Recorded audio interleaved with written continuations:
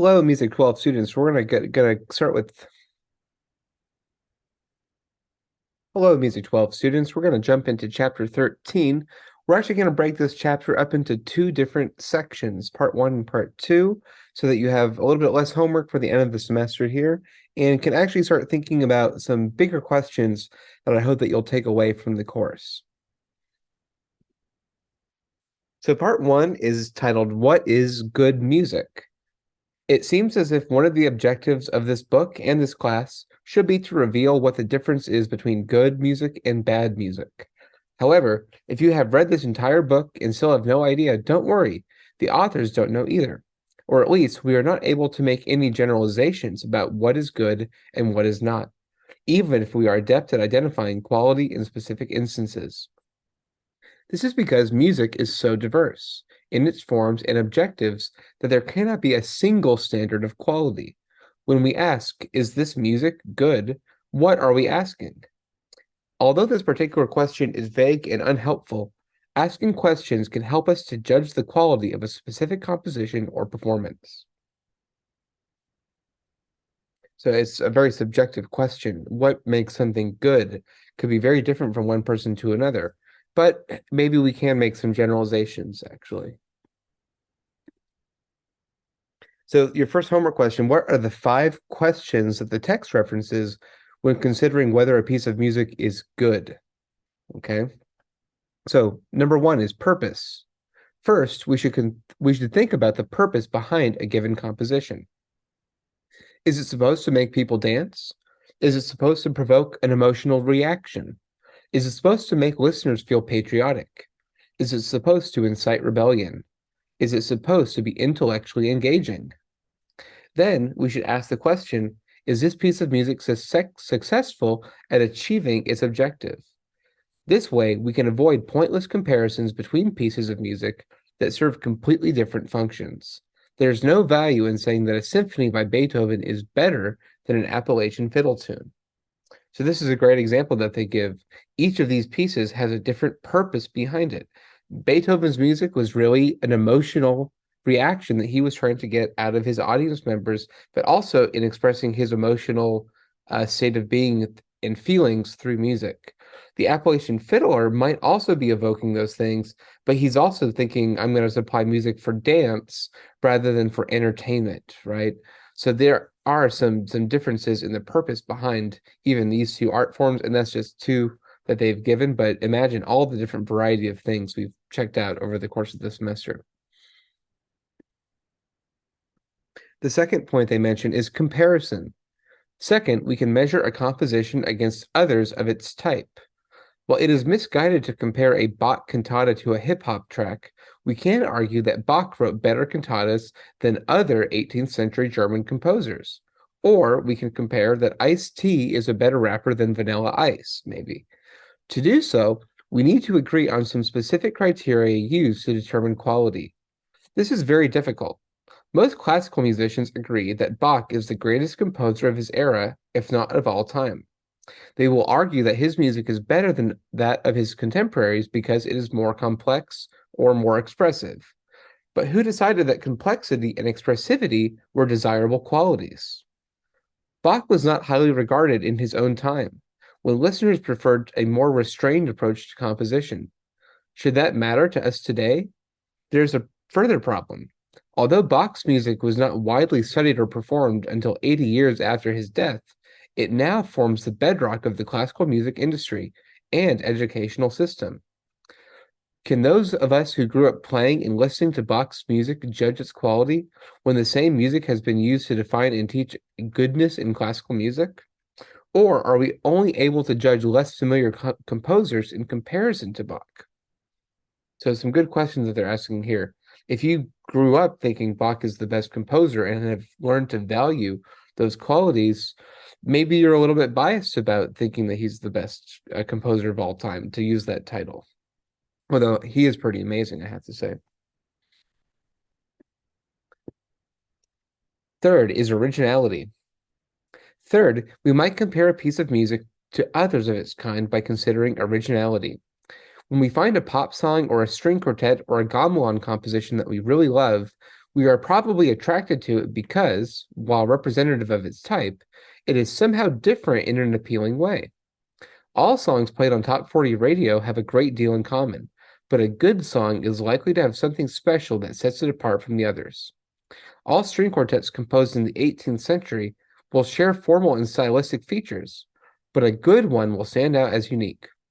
What it means to be original and how innovations might be received will depend on the type of music. 4 is the skill of the composer or performer.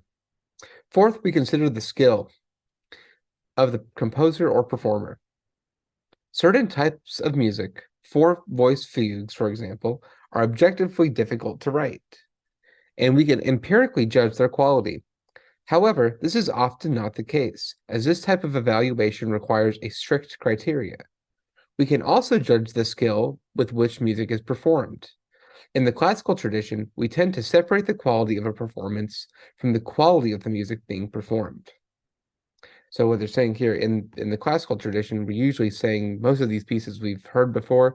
We already know that they have quality in their compositional structure, their character, but now we're just judging the performance of it.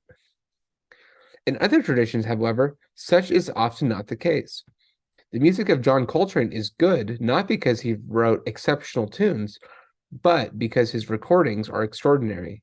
If he had spent his career publishing printed music, no one would have noticed. Because he worked with a team of highly skilled musicians to record and release groundbreaking performances, however, we hold his music in high esteem. And how do we know that his recordings are good? This again requires some level of agreement between the members of the jazz community concerning the goals of their music. Finally, we can take into account the impact that music has on listeners in society. We can argue that good music is important to someone or plays a role in the development of art or culture. It has certainly been argued that the music of Wagner is good because it heavily influenced the next generation of composers. It is also argued that Wagner is a good composer because many people love his operas.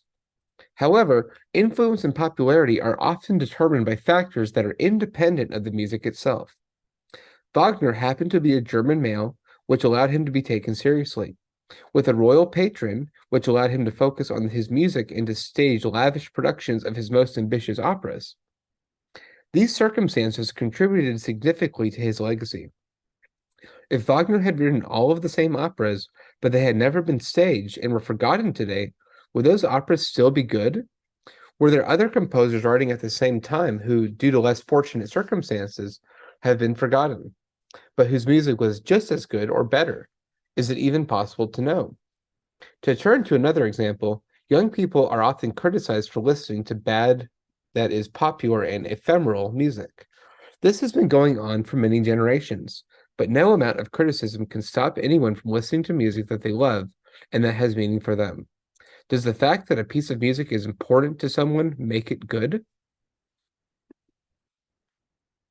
As these questions reveal, it is no easy task to determine whether a piece of music is good or not.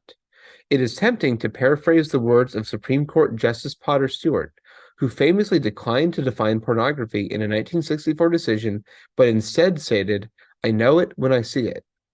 Many of us would like to say the same of good music.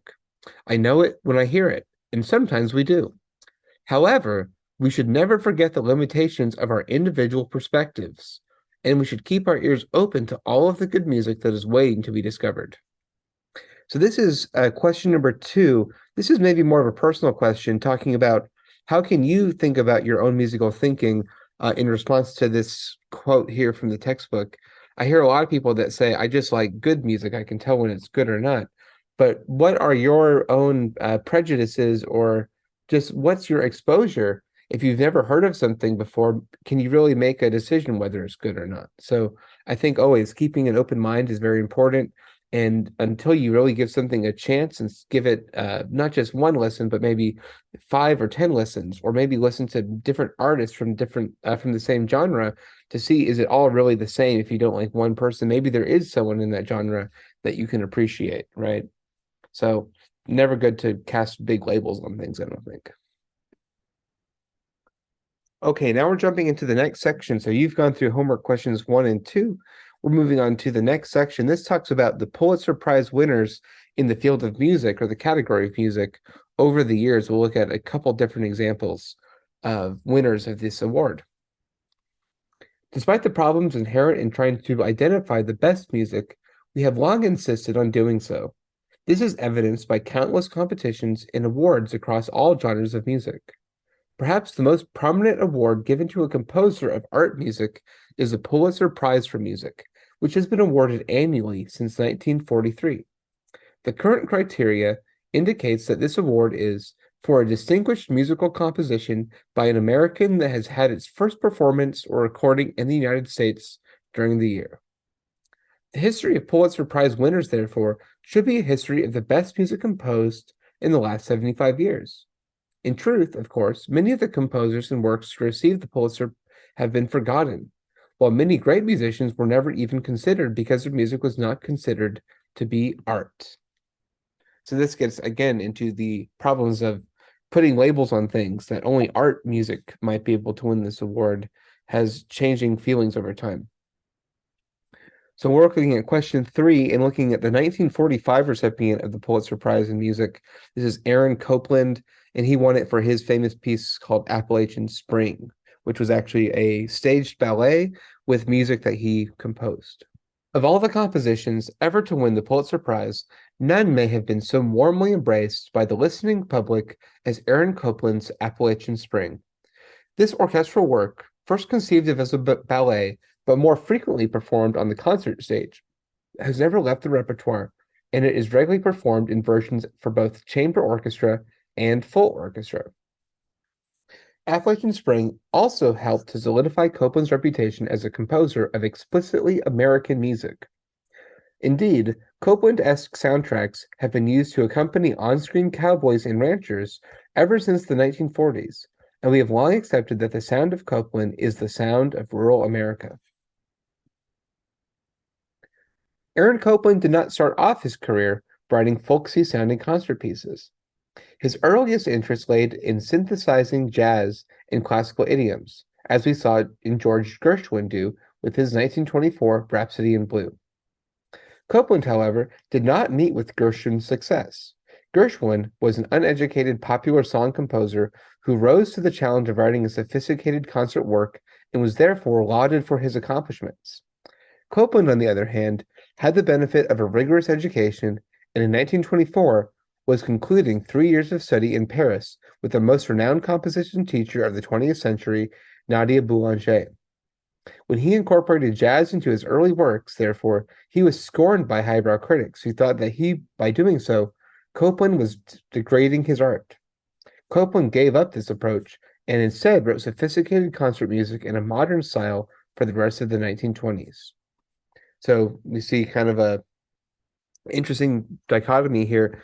Nadia Boulanger, this French composition teacher, was one of the best teachers of the 20th century in composition, lived in Paris. He studied with her, and she encouraged him to explore American sounds like jazz, for example.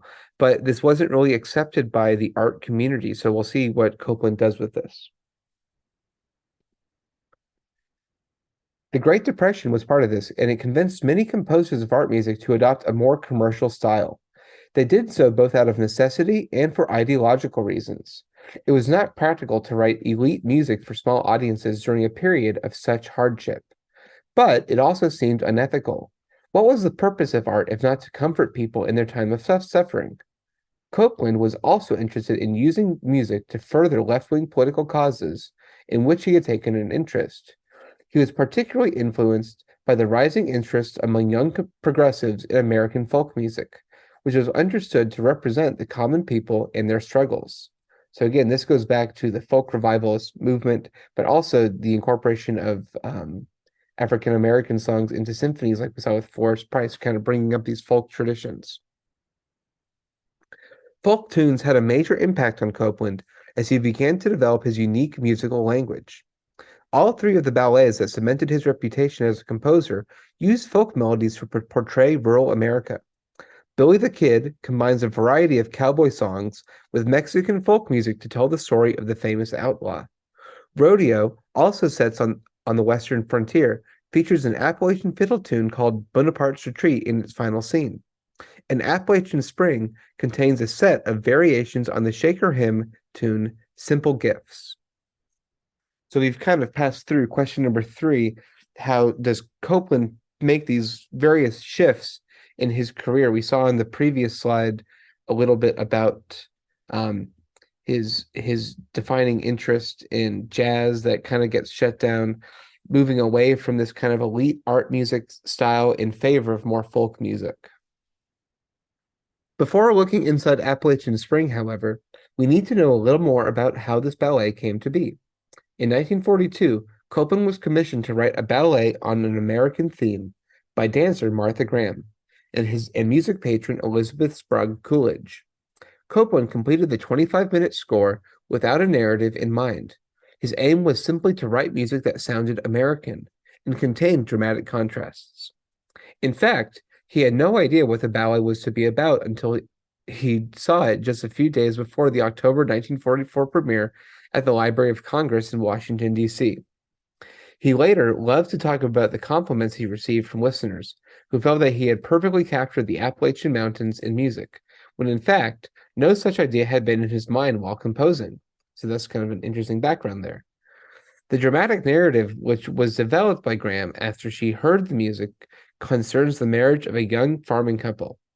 The 8 brief scenes portray the community coming together to celebrate the wedding, the various emotions felt by the bride and groom, and the adventure of embarking upon married life. The title, which replaced Copland's working title, Ballet for Martha, was drawn from a line of Hart Crane's 1930 poem, The Dance. And again, shows some of the dancers here from a premiere, actually, of Appalachian Spring. We will take a look at the first, second, and seventh scenes to get an idea about how Copland created American-sounding music. After seeing the ballet performed, he wrote his own summaries of the music in action and incorporated into each scene. To describe Scene 1, he wrote, "Very slowly, introduction of the characters one by one in a suffused light." In this excerpt, we can hear several of the techniques that characterize Copland's music. He creates the impression of a wide open space by juxtaposing high and low sounds. He captures a sense of stillness by writing music that moves slowly and seldom changes harmony.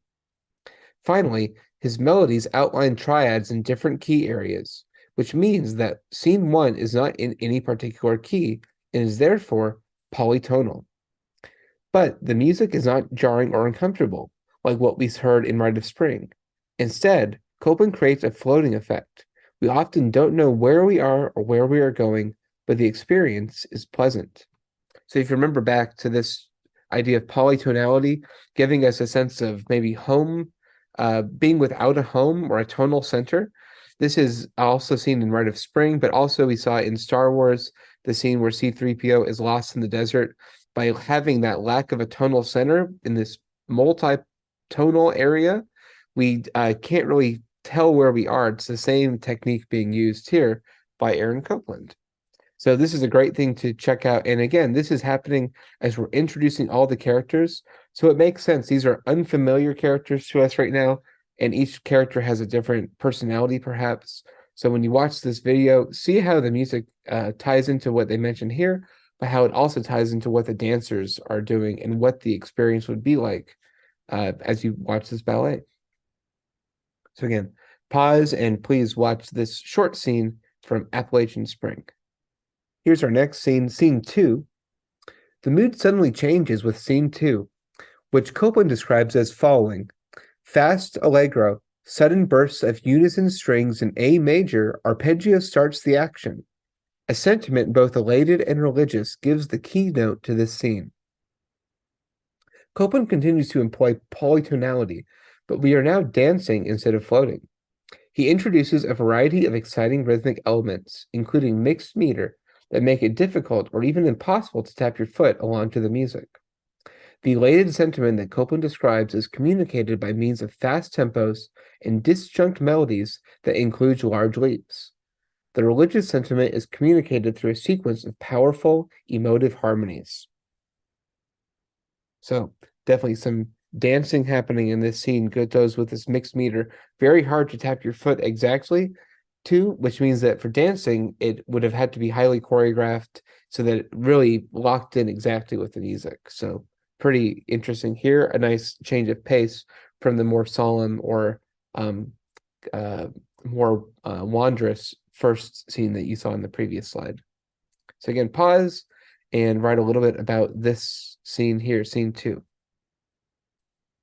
Copland regularly relied on the works of scholars and song collectors. In this case, he turned to Dr. Andrews' 1940 volume, The Gift to Be Simple, Songs, Dances, and Rituals of the American Shakers for source materials. Copland first presents the hymn tune in the solo clarinet. Like Bartók, seen in chapter 9, he does not alter the melody at all, but he does provide an original and very modern harmonization. So if you remember back to Bela Bartók, he was another composer in Hungary who was writing music really by sourcing it from folk music again, but not changing it at all, but just adapting parts to fit with these folk melodies. Copland then leads the listener through a series of variations, each of which is more rhythmically exciting and virtuistic than the last. So this is all based on these Shaker songs. Here we see a picture of the New York Shakers, these communities of people who lived by very strict religious laws, but also had their own music and dancing too. That was part of their culture. It is interesting to note that Aaron Copland was in fact one of the early champions of music appreciation as a subject of study. He sought to reveal the secrets of the concert hall to as many new listeners as possible, and he dedicated much of his time, to talking and writing about music for the public. His 1937 volume, What to Listen For in Music, is an early classic of the music appreciation literature that is still in print. So not only was he writing music, but he was writing about music and trying to make it accessible to everybody. That's a pretty noble idea, I think. Here's the last scene, scene 7. Copland's use of a traditional tune, again from the Shakers, comes in scene 7. Calm and flowing, doppio movimento. Scenes of daily activity for the bride and her farmer husband. There are 5 variations on a Shaker hymn theme. The theme, sung by a solo clarinet, was taken from a collection of Shaker melodies compiled by Edward D. Andrews and published under the title The Gift to Be Simple. The melody borrowed and used almost literally is called Simple Gifts.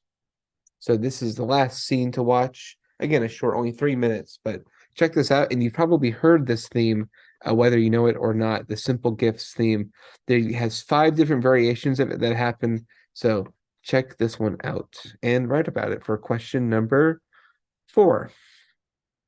Okay, so hopefully you've paused and finished question number 4.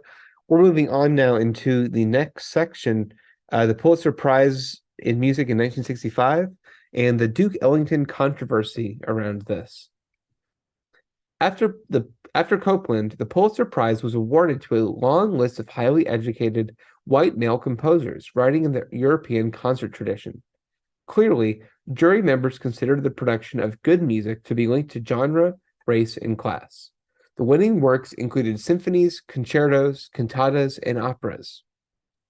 However, the 1960s saw growing unease among listeners, performers, and scholars with this new definition of what could be good in music. Jazz, in particular, had developed into a sophisticated concert genre, and a number of composers were producing music that was, by many measures, just as good as that coming out of the classical sphere. The primary difference lay in the instrumentation. Jazz band instead of orchestra, harmonic language, jazz composers use different scales and chords, and the incorporation of improvisation. So these are some key differences between these two genres. However, there's still good music, and jazz was becoming very sophisticated in the arrangements. We saw this even starting with Benny Goodman and Fletcher Price in the previous slide. Sorry, Fletcher Henderson. The two of them working together to create these very outstanding arrangements of dance music. This continues with people like Duke Ellington that we'll learn more about here. This tension came to the forefront in 1965. Upon considering the various nominated works, the Pulitzer jury concluded that none of them was worthy of the prize. Instead, they recommended that a special citation be granted to Duke Ellington in recognition of his lifetime of accomplishment in the field of music. Ellington had initially been nominated by Viola Lameau, the wife of a newspaper editor and a dedicated fan of jazz. She has suggested that the jury consider Ellington's recent The Far East Suite, which he described as being one of the larger forms of orchestral music, and therefore eligible for recognition. However, she also suggested that Ellington's entire career was prize-worthy. If the whole body of Ellington's work can be considered, she wrote, that can be heard anywhere, anytime. In fact, it's inescapable, though often it's played or sung without a credit line. So at this point, Ellington's band had toured the world. They were really a household name, and everybody knew their music. So they were saying that you can't really go anywhere without hearing this. So really, it must be worthy of this prize. So this relates to a little bit of question number 6 here. Why was it worthy? It was really his music was so popular. They give you more details down there. Let's continue here in slide 22. They give us a couple more reasons here for question number 6. And then we'll have to go back to question number 5, because that really starts here as well. Lameau made a valid point about the ubiquity of Ellington's music, which has become ingrained in American culture. He composed over 3,000 popular songs in his lifetime, the best known of which is perhaps It Don't Mean a Thing If It Ain't Got That Swing. Ellington first rose to national prominence as a pianist and bandleader in 1927 when his group became the house band at the Cotton Club in Harlem. The Cotton Club was one of several 1920s-era establishments that catered to white New Yorkers who were attracted by the perceived danger and excitement of dabbling in African-American culture. While the club only admitted white patrons, the musicians, dancers, and servers were all black.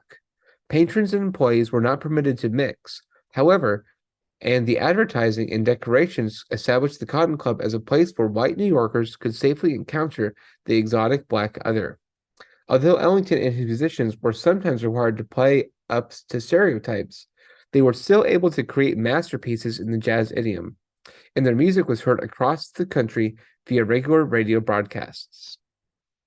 So here we see the Cotton Club, pictured in 1930, opened in 1920, and this again appealed to what we called the slummers, people who were trying to experience African-American culture. This was one establishment that really was catered to white people coming in and experiencing the music, the dance, the culture of African-Americans at this time. And of course, the Cotton Club name itself does have a bit of a stereotyped, undertone to it, of course. But as we can see, Ellington kind of uses this platform to his advantage to really make the most out of the situation and getting notoriety for himself and for his band and band members. For several decades after leaving the Cotton Club in 1931, Ellington and his band toured internationally and made popular recordings. Ellington always thought of his music as art, and he resisted the jazz label, instead describing his own creations as beyond category. While his songs gained the greatest popularity, many of his compositions relied on the extended forms of classical music. So this is, again, question 5. He describes his music in this way here as being beyond category. Okay, now we're moving on into question number 7, and the piece of music that they were considering for the Pulitzer Prize, the Far East Suite, which was an album recorded by Duke Ellington and his band. So this is question 7, slide 24. The Far East Suite, recorded in 1966, is one such work. It contains 9 movements, ranging from 2.5 to 11.5 minutes in length.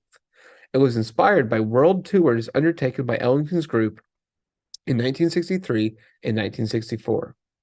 The suite was a collaboration between Ellington and Billy Strayhorn, his longtime creative partner. While co-writing is common in jazz, the fact that the Far East Suite had 2 composers sets it apart from the classical tradition, in which instrumental compositions are always the work of an individual. Each selection on the album represents Ellington's impressions upon visiting a foreign country. Commenting on the trip, Ellington stated, "The cats in the band go crazy about everything they see." In essence, Each piece took a geographic area as an artistic starting point, resulting in continuous contrast in the ongoing transformation of accompanimental ideas. The Far East Suite includes an array of constantly evolving interactions between soloists, whether improvising or not, in unique combinations from within the ensemble. A feature of Ellington's compositions is the thoughtful use of each instrument's unique voice. In the suite, each of the instrumental voices conjure up an element of the travel experience. The first movement of the suite, entitled Tour's Point of View, sets the mood by contrasting, comforting, and disorienting sounds. In the introduction, we hear dissonant chords, played by the brass. Upon the entrance of the saxophone soloist, these are replaced by bright, high harmonies in the winds, which in turn give way to a call and response texture that pits the two sections against one another. The constant changes in texture and timbre suggest an onslaught of new and unfamiliar experiences. In the foreground, we hear smooth solos that use intervals similar to those in the Eastern melodies, although the airy sound of the tenor saxophone serves as a touchstone of familiarity. The energy reaches a peak with a Cat Anderson's high trumpet playing, but the track concludes with a general decrescendo until finally the bass and drums fade out. So this idea of Tour's point of view, this contrast of comforting and disorienting, and these back and forth of these dissonant chords, really is that surprise of seeing something that maybe you've never seen before was kind of conjured up through this track. It's really, really well done. And then, of course, a nice trumpet solo toward the end that kind of shows maybe a personal approach. Great track. So go back, make sure that you're listening to all the music here. Here's our next one. As the suite progresses, each movement takes on a new story, which is illustrated using a combination of unique musical elements. These range from the use of clarinet in Bluebird of Delhi to portray the song of a bird pitted against a swinging ensemble, typical of Ellington's Strayhorn sound, to the muted brass improvisations in Ahmad, which suggests the Muslim call to prayer against a persistent piano ostinato. Isfahan, a city in Iraq, is captured with a slow jazz ballad that showcases the sound of Johnny Hodges on alto saxophone against a relaxed and relatively soft ensemble. This movement has an easygoing atmosphere. Dramatic harmonies produced by winds and muted brass are paired with heavy rhythmic punctuations and ostinatos. Gravity is provided by occasionally full ensemble interjections, some of which are echoed by unaccompanied melodies in the saxophone. Isfahan is still popular among jazz artists today and is regularly performed by ensembles of varying sizes. Here's another great track from the Far East Suite called Isfahan. Some really great alto saxophone work by Johnny Hodges, one of the best alto saxophone players of all time.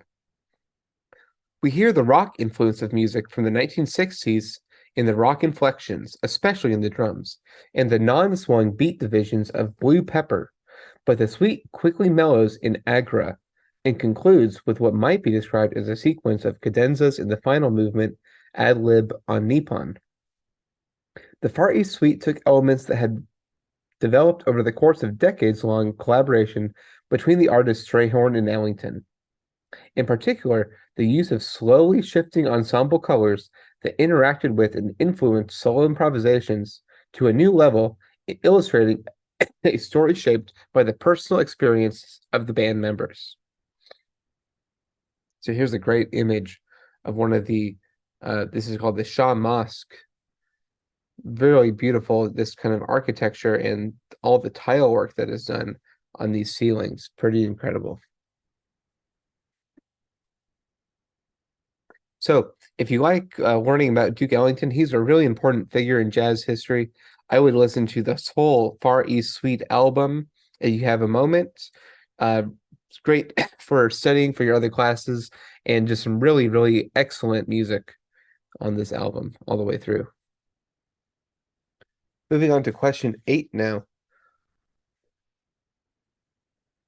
However, 1965 is not remembered as the first year in which a jazz composer was recognized with a Pulitzer Prize. This is because, despite the jury's recommendation, the Pulitzer Board refused to issue a special citation to Duke Ellington. 2 jurors resigned in protest, and many more felt that a serious injustice had been perpetrated. The Pulitzer Prize was meant to recognize excellence in American music. Jazz was, without question, the most significant musical art form to have emerged in the United States, and Ellington was one of its most prominent and creative figures. If the purpose of the Pulitzer Prize was to celebrate excellence in American music, on what grounds was Ellington to be denied recognition? The man himself joked, "Fate is being kind to me. Fate doesn't want me to be famous too young." He was 66 years old. However, Ellington was offended, not because the board had rejected him, but because they had rejected a form of music that he valued highly. He later said in an interview, "Most Americans still take it for granted that European music, classical music, if you will, is the only real respectable kind. By and large, then as now, jazz was like that kind of man you wouldn't want your daughter to associate with." Ellington firmly believed that jazz could constitute good music, and that criteria could be established by which to determine quality in jazz. So he's really saying, that there is this perception that only European classical music or anything that comes directly from that tradition at this time was being viewed as being worthy of awards and therefore good music, right? So this kind of shows that these definitions change depending on who you're talking to, and sometimes we get instances where we're actually excluding music. So that's a little bit about question 8. We're moving now into question 9, our next example. So hopefully you're pausing, answer question 8, talking about the reaction of the Pulitzer Committee and also Duke Ellington himself. Now, question 9, looking at our 1997 Pulitzer Prize in Music, Wynton Marsalis and his oratorio, which is called Blood on the Fields. Despite the uproar, it was still to be several decades before a jazz composer would win the Pulitzer Prize for Music. By the 1990s, it was well established that the Pulitzer Prize in Music usually went to compositions for symphony orchestra. Occasionally, small chamber ensembles, choirs, and even solo piano were selected. Only once had the award gone to an electronic composition, Mario Dedovsky's Synchronisms No. 6 for piano and electronic sound in 1970. It comes as no surprise that many musicians detected a sense of exclusiveness and prejudice on behalf of the Pulitzer Committee. In 1994, notable composer and performer Gunther Schuller, who had performed with jazz musicians Dizzy Gillespie and John Lewis, was awarded the Pulitzer of his Reminiscences of Reminiscences and Reflections, a composition for large orchestra. Although Schuller was a member of the jazz community, his winning composition contained few jazz elements. In particular, it lacked a jazz sound in the performance style. As a result of his win, however, Schuller was invited to adjudicate for the 1997 Pulitzer in Music. The other jury members included a jazz critic, a jazz performer, and 2 traditional composers. With the majority of jury members having extensive experience in jazz, the panel finally chose to award the Pulitzer to a jazz musician, and that'll be Wynton Marsalis. Exceptional trumpet player and very important figure in jazz history and jazz education, even now. Several years earlier, the Lincoln Center had commissioned jazz artist Wynton Marsalis to present a new composition. The 32-year-old Marsalis was already well known as a jazz trumpeter and composer. Indeed, he had established the Lincoln Center's own Summer Jazz Series in 1987 and made great progress in his mission to institutionalize jazz as a respected American art form.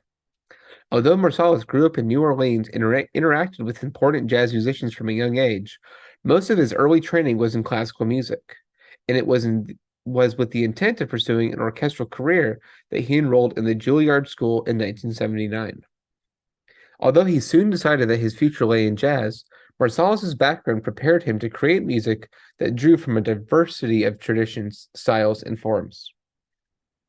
In response to the Lincoln Center Commission, therefore, he decided to create a work in the European oratorio tradition. Oratorios employ an orchestra and vocal soloists to tell a story, although their presentation does not incorporate costumes, sets, or acting. Instead, the story is communicated entirely through sound. For his oratorio, which was premiered in 1994, Marsalis crafted a narrative that related the experience of an enslaved couple. His story begins on a slave ship and ends with the protagonist striking out for the North in freedom. The two main characters are Leona and Jesse, the latter of who was a prince before his enslavement. Over the course of Blood on the Fields, the two aid each other in adjusting to their new lives, finding hope for the future, and eventually escaping from bondage. Originally, Marsalis had intended Blood on the Fields to be tragic the whole way through with no redemption. Following extensive study and reflection, however, he concluded that optimism was a very important part of the jazz expression. Marsalis's attitude, as well as his music, was deeply influenced by Duke Ellington, whose work he perceived as being essentially optimistic. So this is questioning for your question number 9 here, talking about what is an oratorio first, and what is the subject matter of Wynton Marsalis's oratorio called Blood on the Fields. He's talking about the story of an enslaved couple. They have more details here, and I love this ending about the optimism that he had a choice, of course, in how to tell this story that tells a very sad part of history, American history and slavery. But to have a message of optimism behind it, he thought was essential in relating this to jazz and just looking at the history and reflection of his own toward this subject.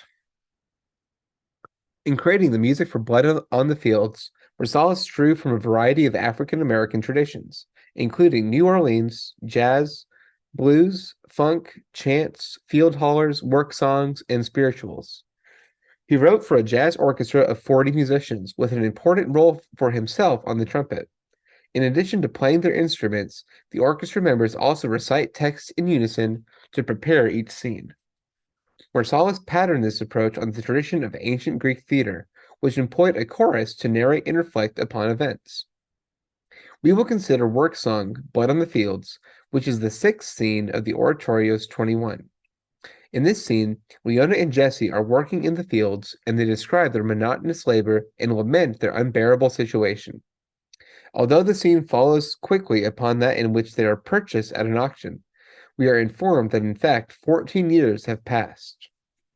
So even though they're talking about the work conditions, again, this is highly monotonous. You're doing the same kinds of work every single day.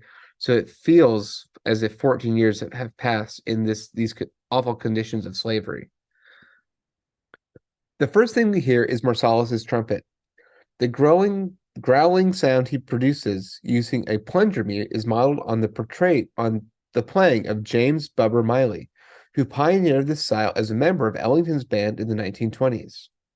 Marsalis's improvisatory melody imitates the shapes and sounds of blues singing, although, of course, he's communicating emotions without the benefit of words. He's just using the trumpet. In between his phrases, the members of the orchestra recite in unison. Soon, the members of the orchestra establish a groove, which remains fairly consistent for the remainder of the scene. Throughout Blood on the Fields, Marsalis makes an effort to represent the motions and elements of each scene in music. In this case, we hear the regular rhythms of field labor. Punctuated brass exclamations and forceful drum hits emphasize the heaviness and effort of the work, while the unevenness of the rhythm pattern suggests strain and sudden movements. The groove itself is rooted in the practices of various African and African-derived musical traditions. The process by which many distinct instruments each contribute a fragment to a complex musical whole is known as a hocket, and it is characteristic of Black musical style, ranging from the jolly recitation to funk. So we've seen this kind of idea before, even listening to some funk music, even some disco music, and the jolly recitation. This idea of the hocket is all the instruments contributing to one layering of sound.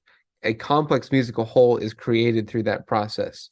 So no one instrument has the melody. It's the combination of all the different timbres and rhythms and note choices that creates this complex backdrop called a hocket. You'll definitely hear it if you listen to this track. The regular interjections of other instruments suggest that the sound and texture of New Orleans jazz, in which no single instrument carries the melody. We've seen this before too. Instead, each member of the ensemble contributes a distinct line to the texture, all of which combine to produce a rhythmic cacophony. In the case of work song, we might also hear the instruments as the voices of other enslaved workers, joining the two vocalists in protests. So check out this track here, work song, Blood on the Fields. There's also a video on the next slide too. I do think that this is overall a better recording quality, so it's nice to hear really the flow and all the instruments really, really well mic'd here. And that would be for question number 10, after listening to this and then talking about what musical traditions is Marsalis drawing upon in creating this work. We saw it on the previous slide. He's drawing from the oratorio tradition with the Greek chorus idea, but also is going back to American field songs of enslaved peoples. And like I said, this is the video version. It is nice to see the full band. This was at a later performance. Okay, and we're moving into the next section now. This is the 2013 Pulitzer Prize in Music, Carolyn Shaw, and her piece Partita for 8 Voices. We'll just call it Partita. The first question we'll look at is her collaborative group that she was a part of called Roomful of Teeth. The 2013 Pulitzer Prize attracted an unusual amount of attention. To begin with, at 30 years old, Carolyn Shaw was the youngest composer to ever win a Pulitzer. In addition to that, she was only the 5th woman to win in the 70 years of the competition. Ellen Tafts Willich was the first in 1983. Finally, the work itself was out of the ordinary. Partita requires amplified singers to employ unusual and non-Western vocal techniques, and at the time of the award, only one vocal ensemble, Roomful of Teeth, of which Shaw herself is a founding member, had ever performed it. In fact, Roomful of Teeth had not even premiered the complete work, but had programmed individual movements as they were completed. Partita had also not been published and could only be heard on Roomful of Teeth's eponymous 2012 album, which itself won a Grammy for Best Chamber Music Small Ensemble Performance in 2013. In this way, Partita was more like a pop song than a classical composition. As a result, it inspired discussion not only about whether or not it was good music, but about whether it even had the necessary characteristics to satisfy the criteria used to evaluate compositional quality. So a couple unique things about this piece. We can't understand Partita without understanding the history and mission of Roomful of Teeth. The group was founded in 2009 by Brad Wells, who had a vision for an 8-part vocal ensemble that would break new ground in the world of art music. Most choirs adopt a uniform vocal production technique derived from the European tradition. However, the human voice is capable of producing an extraordinary range of sounds, and therefore is boundless in its variety in the techniques used by non-Western and popular singers. The members of Roomful of Teeth learned these techniques from world-renowned experts. In the past decade, the group has studied Tuvan throat singing, yodeling, Broadway belting, Inuit throat singing, Korean pansori, Georgian singing, Sardinian canto a tenore, Hindustani music, Persian classical singing, and death metal singing. All of these techniques have been incorporated into their performances. To accomplish this, Wells commissions composers to write music expressly for the group. Much of this work takes place during an annual gathering at the Massachusetts Museum of Contemporary Art, MassMoCA, in North Adams, Massachusetts, where teachers, singers, and composers come together to create new music. As you can imagine, not just any choir can sing the repertoire that is created for Roomful of Teeth. Although the music is notated, the techniques required to perform it are highly specialized, referred to as extended techniques often, and any vocal ensemble that wants to take on the challenge will require training. For this reason, few other choirs have ever performed Partita. Roomful of Teeth, on the other hand, continues to perform the work regularly. Some of their concerts are traditional in format, but they also engage with experimental performance techniques. In January of 2019, for example, they performed Partita outdoors in Times Square to the accompaniment of the LeMay Ensemble, a contemporary dance troupe. And here are the members of this group, Roomful of Teeth. Carolyn Shaw, born in 1982, was among the first composers to write for Roomful of Teeth. Her training at the time she began work on Partita, however, was oriented toward violin performance, not composition, or even vocal performance. She only entered a PhD program in composition in 2010. This also makes her unusual. Most previous Pulitzer Prize winners were established figures with degrees, university positions, and long lists of major works. Shaw was essentially unknown. The inspiration for Partita came from several sources. The first was Solo Witt's Wall Drawing 305, which can be viewed at the Mass MoCA where Roomful of Teeth completes an annual residency. Wall Drawing 305 is not a work of visual art in the traditional sense, just as Shaw's Partita is not a traditional choir piece. It might be characterized as conceptual art. The work is, in fact, a set of instructions intended to guide draftsmen in placing 100 points on a wall. These instructions can be followed by anyone in any space to create the drawing. Lewitt was interested in randomness, and he sought to prevent the emergence of patterns in the visual product. No two realizations of any work in his wall drawing series will be the same. So these are one of the instructions from of Solo Witt's for his wall drawing 305. And then this is actually one of the other works that he created that tell the viewers basically to create these lines based on his instructions, and you get these really interesting patterns, that are not really patterns according to him, but these structures that emerge visually. Pretty amazing.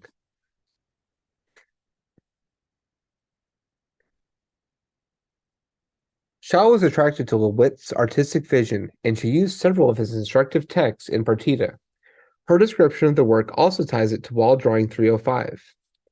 Partita is a simple piece, born of a love of surface and structure, of the human voice, of dancing and tired ligaments, of music, and of our basic desire to draw a line from one point to another. However, she also cites Times Square as a source for the work. Since my very first years living in New York City, I spent a lot of time in Times Square.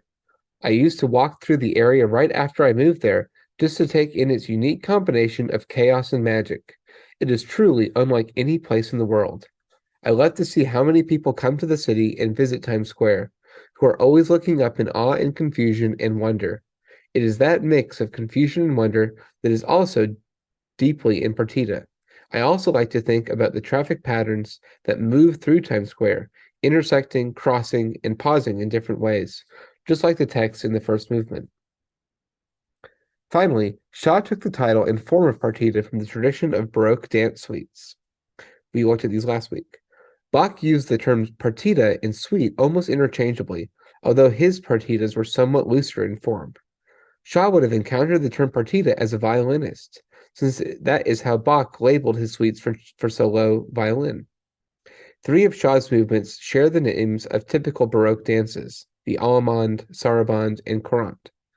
The final movement, titled Passacaglia, links partita with a different Baroque form, for Passacaglia is a set of variations of a repeating bass line. We do not find passacaglias in genuine Baroque dance suites. So this talks about question 13. How was Carolyn Shaw inspired by both Sol LeWitt and J.S. Bach? But also you can mention some details about Times Square, too.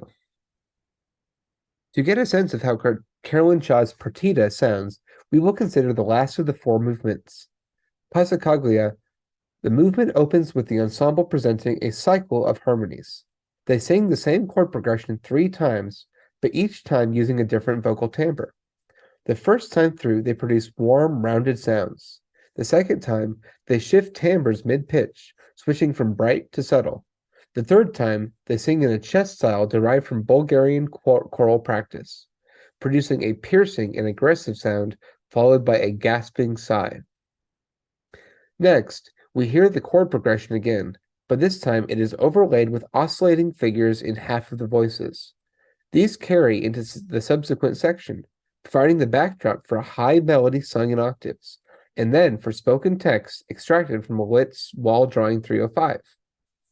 During this passage, we also hear harmonic overtone singing.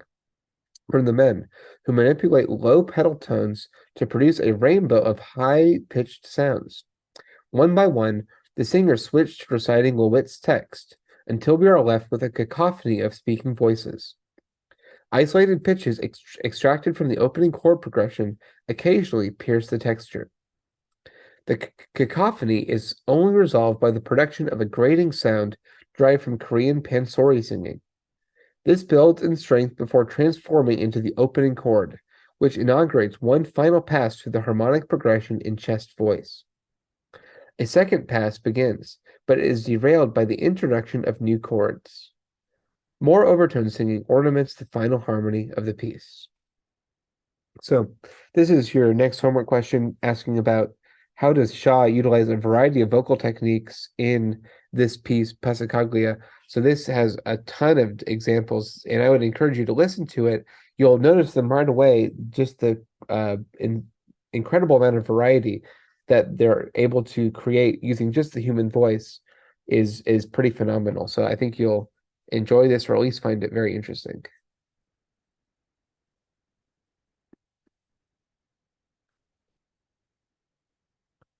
So we're moving into our last section. This is the Pulitzer Prize of Music in 2018, which was won by Kendrick Lamar for his album called Damn.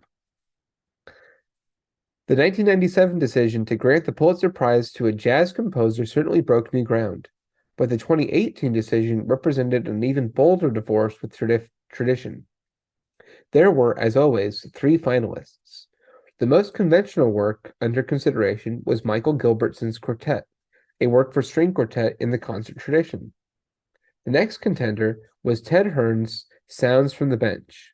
This cantata for chamber choir, two electric guitars, and drums is a bit less conventional. In it, Hearn combines texts from landmark Supreme Court decisions with excerpts from ventriloquist textbooks to comment on the evolving legal notion of corporate personhood. Despite any eccentricities, Gilbertson and Hearn are both conservatory-educated composers who write concert works for traditional ensembles, and are therefore typical Pulitzer Prize contenders. Neither Gilbertson nor Hearn won the competition, however. Instead, the jury awarded the Pulitzer Prize to Kendrick Lamar for his hip-hop album, Damn. In doing so, they rejected 75 years of received wisdom about what kind of music is prizeworthy, instead making the bold assertion that hip-hop has the potential to be good music, and that there are criteria for judging the relative quality of hip-hop artists and tracks. How else could they identify Lamar as being the best? However, this effort to bring hip-hop into the world of Pulitzer's presented challenges. To begin with, Damn is not a literate musical work. That is to say, it did not begin life as notes on a page, and musical notation does not play a role in its preservation. This, of course, is true of most popular genres, and that leads us to the next point. Up until 2018, only works in art music genres have been considered for the prize. Jazz, of course, was not always considered to be art music, but by the 1960s, there was at least a strong argument being made that it ought to be, and it was possible to obtain a college degree in jazz studies. Furthermore, the specific Ellington work cited in 1965 was not a popular song, but rather an adventurous instrumental composition, while Marsalis's 1997 composition was even more self-evidently a work of art. Jazz in general was not exactly popular by the time it was recognized with a Pulitzer, and the works in question were particularly cerebral. Hip-hop, on the other hand, is decidedly a popular genre.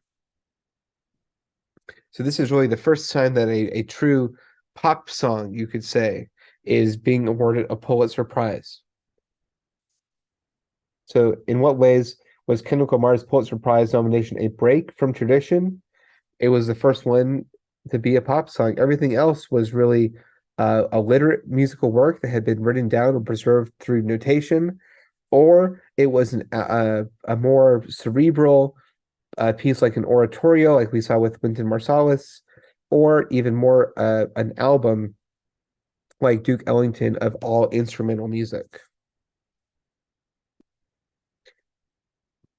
Furthermore, Kendrick Lamar is decidedly a popular hip-hop artist. He is not a fringe figure, producing artsy experimental tracks in the hip-hop vein for a small group of admirers. With scores of Grammy nominations, over a dozen Grammy wins, multiple million-selling albums, and a string of singles at the top of the Billboard Hot Rap charts, Lamar's music is mainstream. In this respect, he was a new type of Pulitzer Prize winner. Before, the jury had often recognized artists who were well known in the world of concert music, but it had also selected a winner who was genuinely popular. This raised questions not only about how good music can be identified, but also about the purpose of the Pulitzer.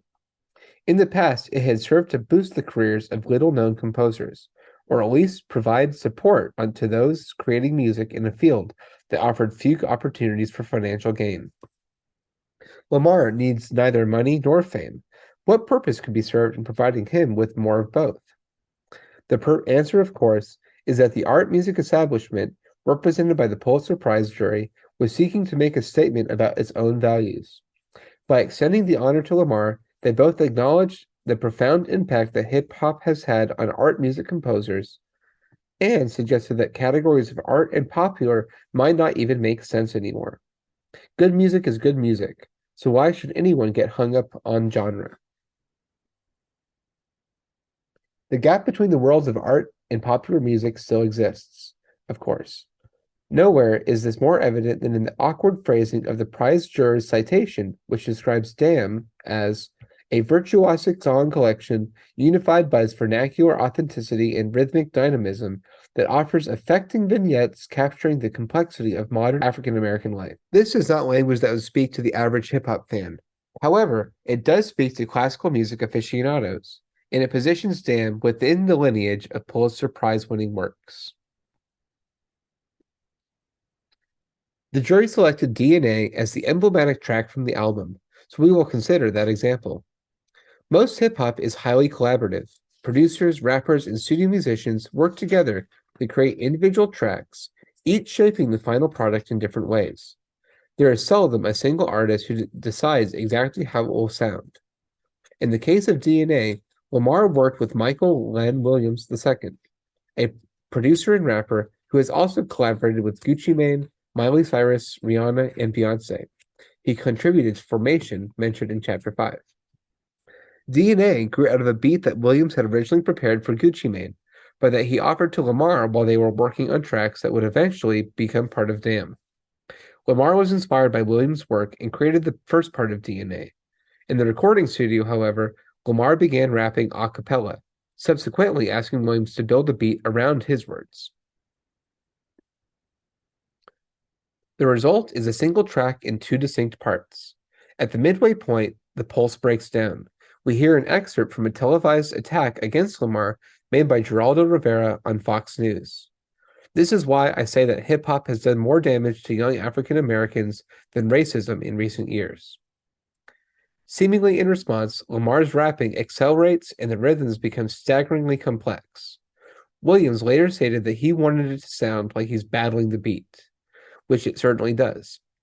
The pulse recedes into the background during this section, encouraging the listener to focus entirely on the intense rhythmic exchanges between Lamar and his environment.